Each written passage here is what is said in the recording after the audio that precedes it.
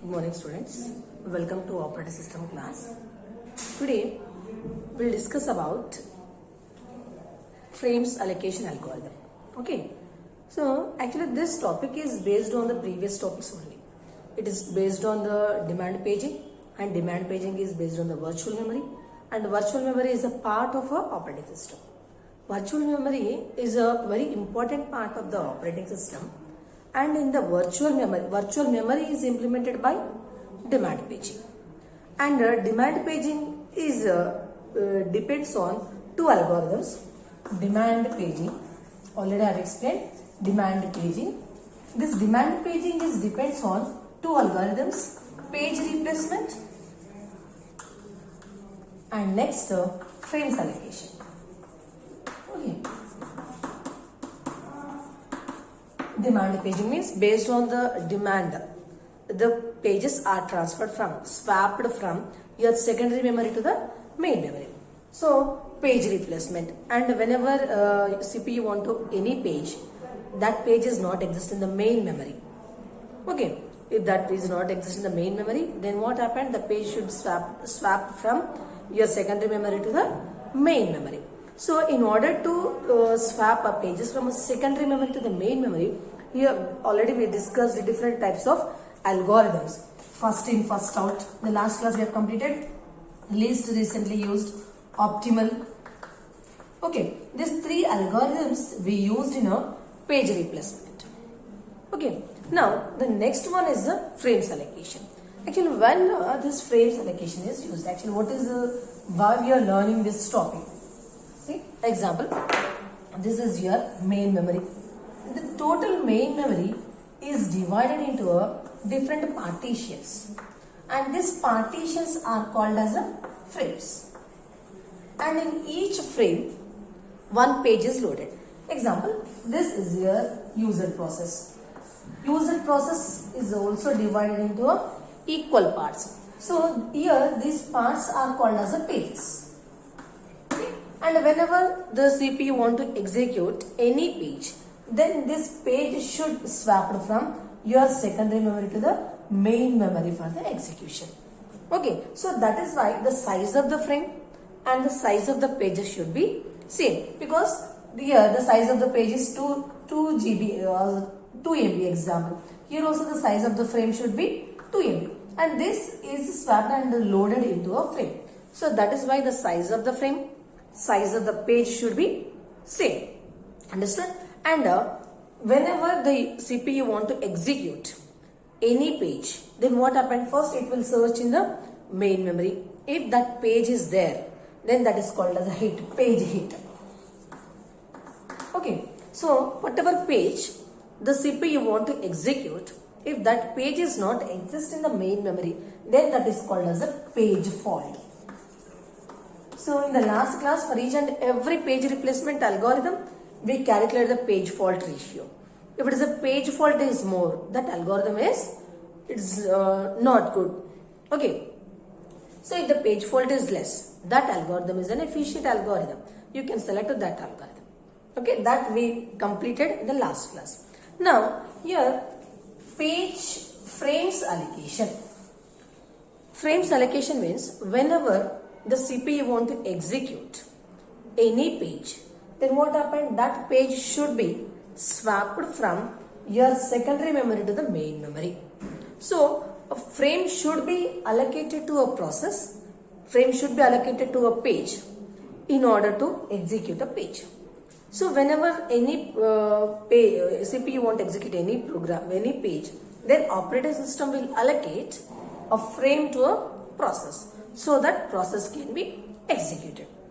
Now here, whenever whenever CPU want to execute any program, then how to allocate that pages, how to allocate these frames to pages, and how many frames should be allocated. Okay, if number of process are working, number of process are executing at the same time, for which process, for each process, how many frames should be allocated. Okay, that will decide based on the frames allocation algorithm. Understood? So whenever any process want to execute, where that process should be, where that page should be in the frame. Okay, in the main memory and in the main memory where it will be loaded in the frame. Okay, so whenever CPU want to execute any program, where it will search in the main memory. So that is why any program, if any program want to execute, where it should be in the main memory. In the main memory, where it should be in the frames. So which frame should be allocated? How it should be allocated? How many frames should be allocated? To which process it should be allocated? If multiple processes are working, executing, so for each and every process, how many frames should be allocated? Okay, on what strategy you will allocate frames to a process? Pages, we'll discuss now. Okay, so if any process, if any page want to execute, we should give a frame to a page to execute that process. If frame is there, then only the process can execute. So in order to execute a page, we need a frame. So frame can be allocated to a process. Frame can be allocated to a process based on, means frames allocated to a process. This frames allocation algorithms decides to which frame, to which page the frame should be allocated. So here we have a different types of frames allocation algorithm that we'll discuss now. Okay. So here we have a frames allocation algorithms. There are two types of frames allocation algorithms. One is equal allocation and the second one is a proportional allocation. Okay, you take screenshot of this. There are two types of frames allocation algorithms. One is a equal allocation and the second one is a proportional allocation. Okay. Now we will discuss about the equal allocation.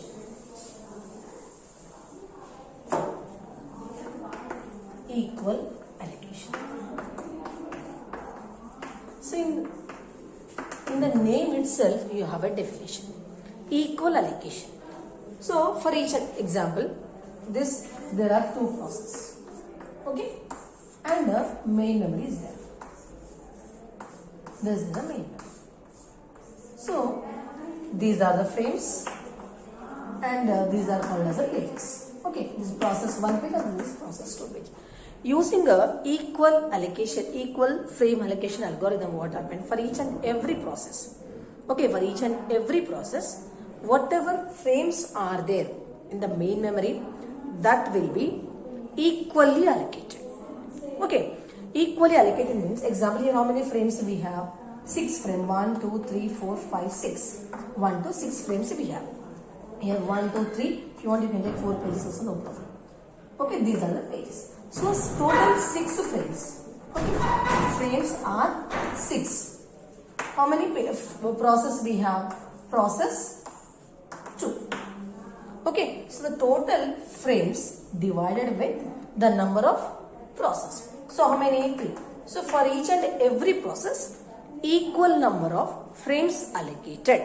That is the equal frames allocation algorithm. So in case of equal frames allocation algorithm, whatever frames are there, that are equally allocated to each and every process. Okay, so it is very easy to implement, but here we have some disadvantages in a equal frames allocation algorithm. Example here, we have two processes, process 1, process 2. So two processes, P1 want only 2 frames and P2 want 4 frames. But here total 6 number of frames are there. Equally we are dividing that 6 frames among 3 processes. So each process is getting 3 frames. But here P1 needs only 2 frames, but we are giving 3 frames. Here P2 need 4 frames, but we are giving only 3. So here 1 frame is idle. And here the second process is waiting for one more frame. So with this, 1 frame is idle. So what happened? It will decrease the performance of our system. Understood? Because here 1 frame is idle. Another is waiting for another, the second process is waiting for another frame. Understood? So it will degrades the performance of our system. Understood? So these are the advantages and disadvantages of equal allocation. Now we come to a proportional allocation. The next one is a proportional allocation.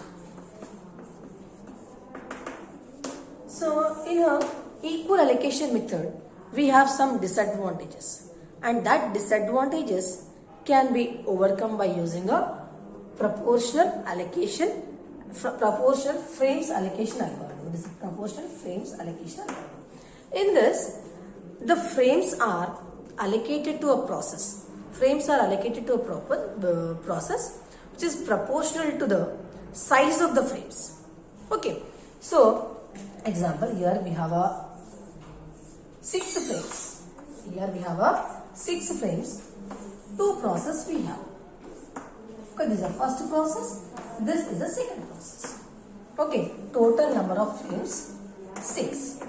And the first frame, this first process P1 want only the 2 frames, and process 2 want 4 frames. Example.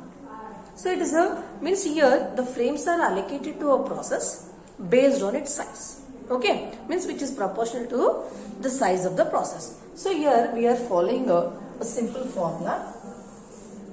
Here, example, process P1. P1 want 2 frames. 2 plus 4 second process into total number of frames 6. Then 2 6 into 6. This will be divided. So 2 frames will be allocated. This is a simple formula to allocate frames to a process. It is nothing but the requirement of the process and the total. So it is the sum of all the frames required by the process multiplied with the total number of process. Okay. Now here it required only the 2. The total number is total sum of requirement of all the process 6 multiplied with the 6. So here it will get the ratio 2. Means 2 frames will be allocated to a process. Okay. You take screenshot of this.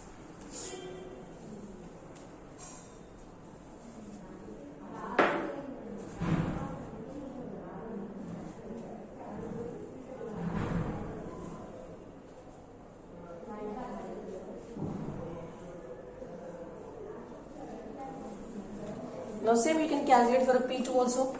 P2 requirement is 4. The total is 6. 2, 6 and 4 frames will be allocated to a process. Means based on the requirement of the process, means which is proportional to a size of the process, the frames will be allocated to a process. Okay. Now actually it is nothing but like this. It's allocated next requirement. That formula later we can give. I will give later formula in the notes I will give. Okay. Now here you have any disadvantages.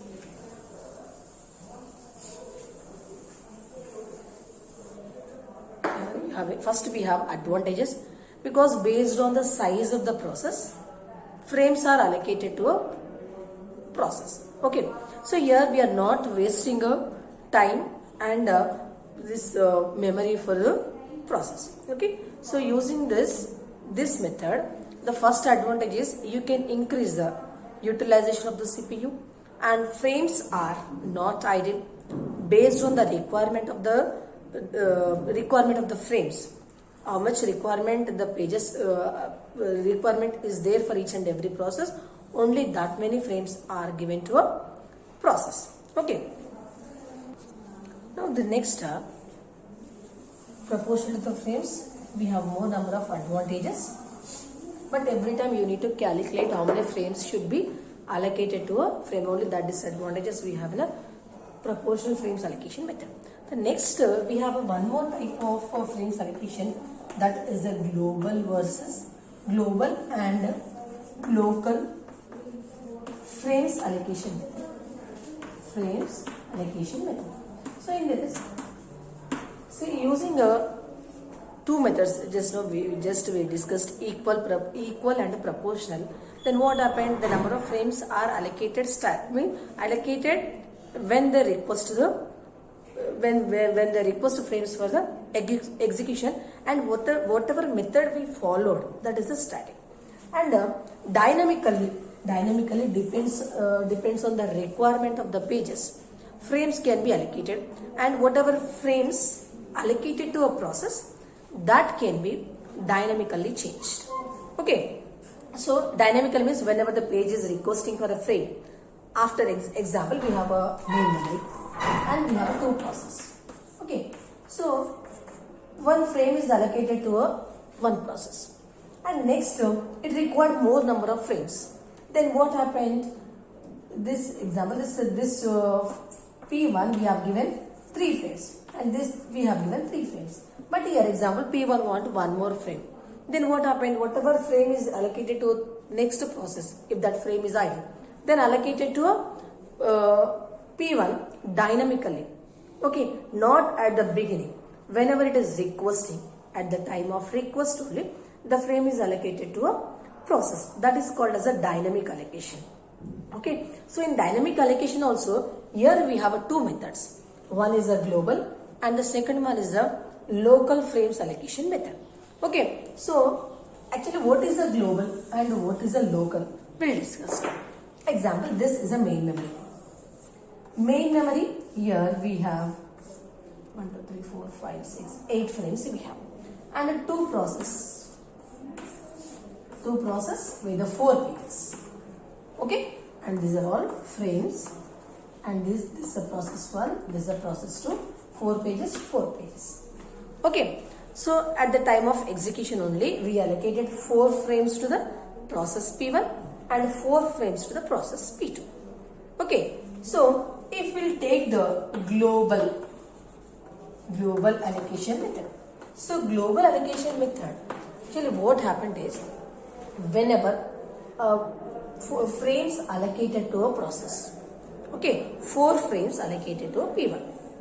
So at the time of execution, P1 is requesting for a new frame, one more frame it want. Then what happened?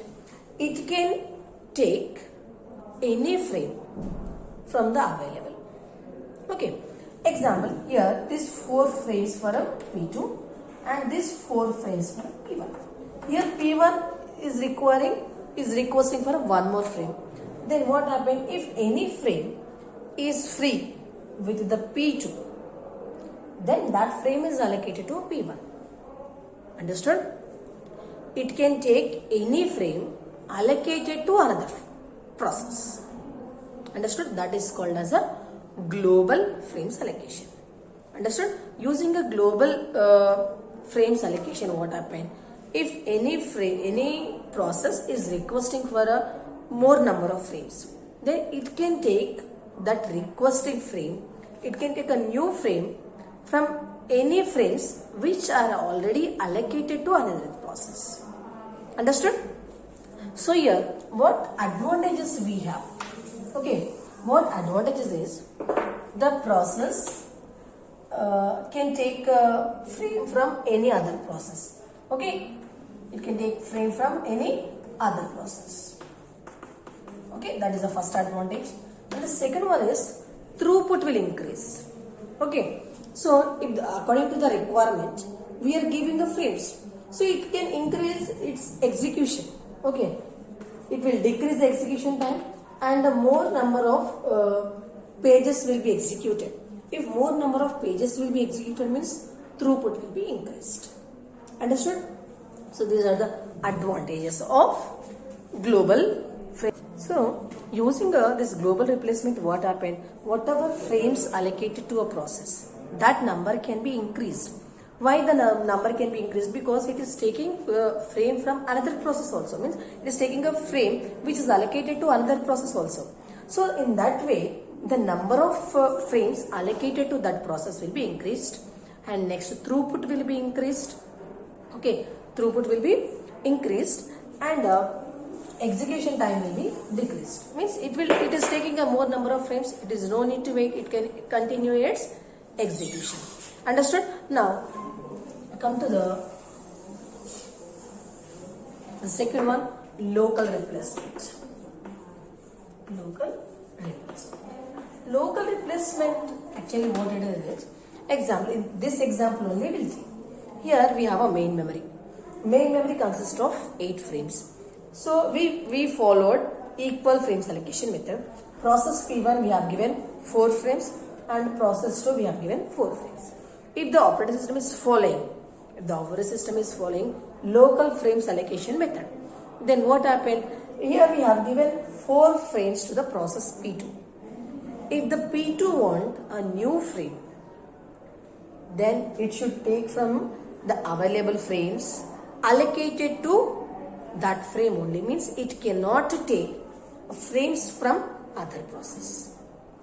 Okay, understood? Here, whatever, if a process is requesting for a new frame, then it can take a frame from its allocated frames only. It cannot take frames from other process. So in this case, what happened?